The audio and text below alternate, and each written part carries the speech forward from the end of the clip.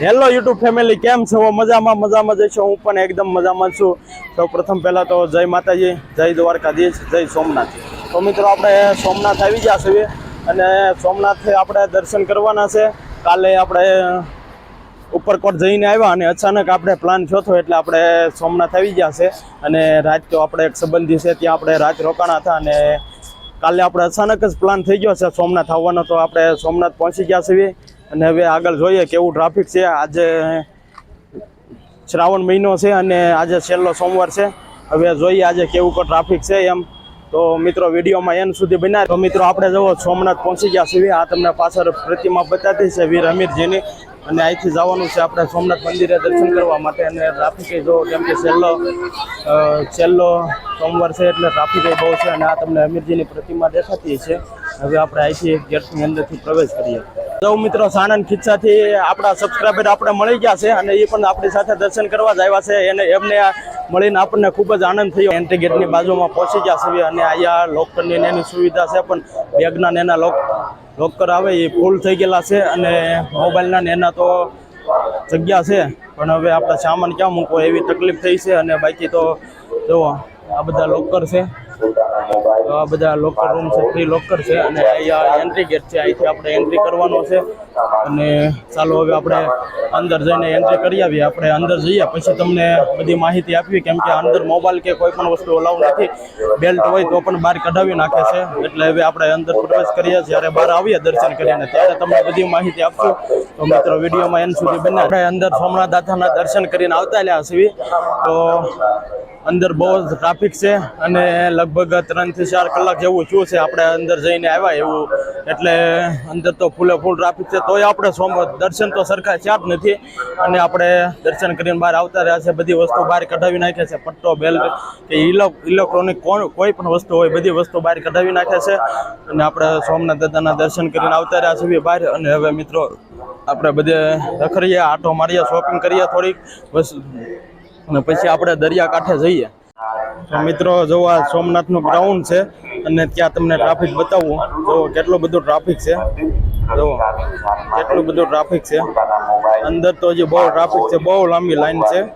છતાં પણ આપણે થોડું ઘણું એક્સેસ કરીને મિત્રો આપણે આગળથી જોયું એટલે આગળથી એન્ટ્રીનો ગેટ હતો અને અહીંથી પાછળ દર્શન કરીને આવવાનો ગેટ છે.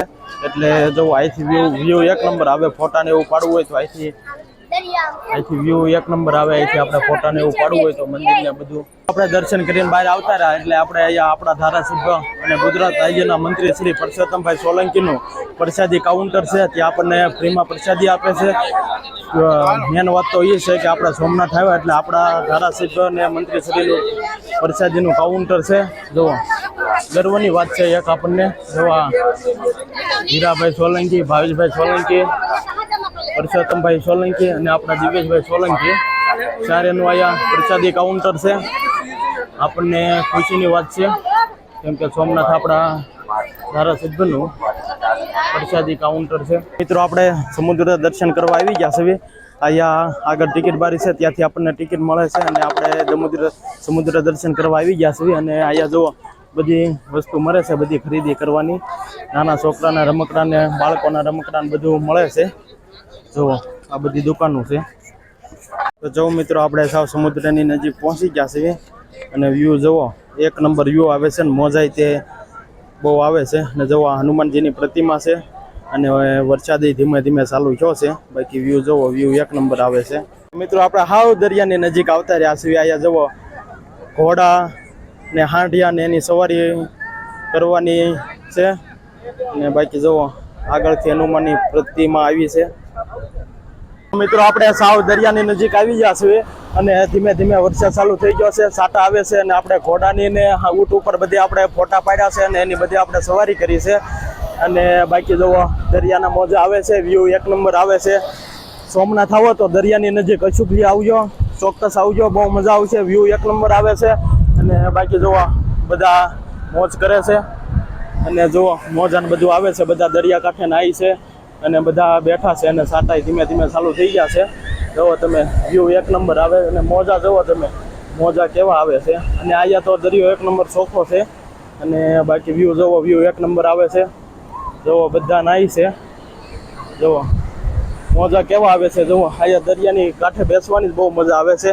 આપણે વરસાદ આવી ગયો છે, નકર આપણે દરિયાની નજીક જ બેસવાનું હતું, તો વરસાદ આવી ગયો છે. તો આપણે દરિયા ગયા હતા ત્યાં વરસાદ બહુ ચાલુ હતો, એટલે આપણે દરિયા બહુ લોક શૂટ જો નથી.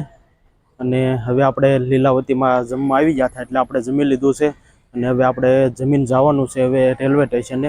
અને બાકી રેલવે સ્ટેશને આપણે જમીન જવાનું છે, લગભગ 3 આજુબાજુની ટ્રેન છે.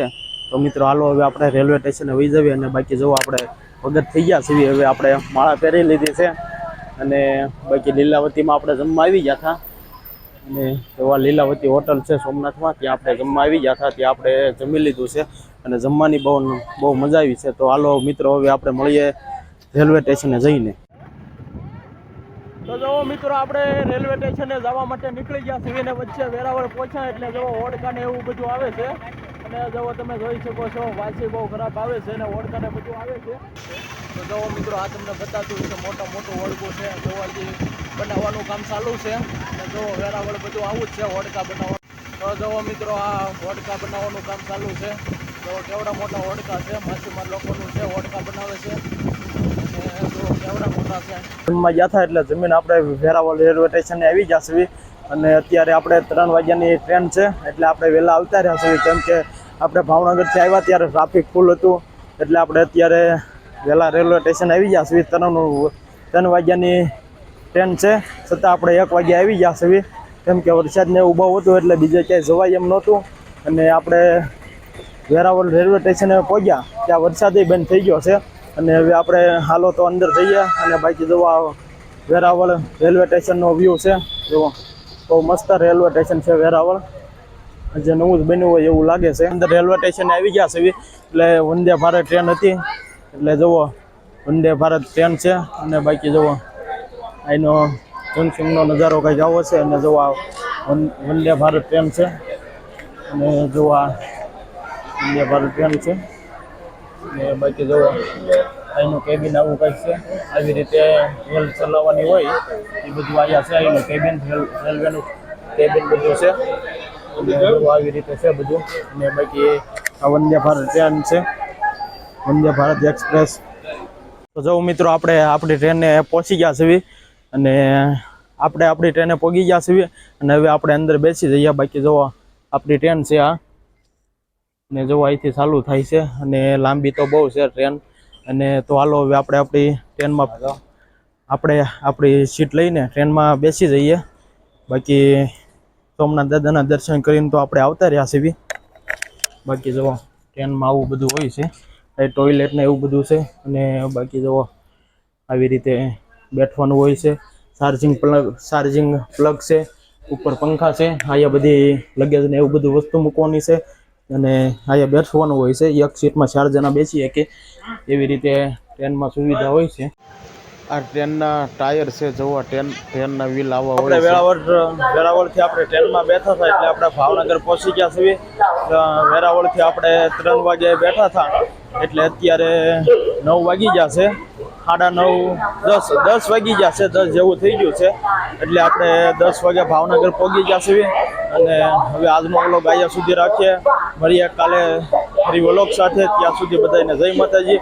અને આપણી ચેનલને લાઈક, શેર અને સબસ્ક્રાઈબ કરો મિત્રો.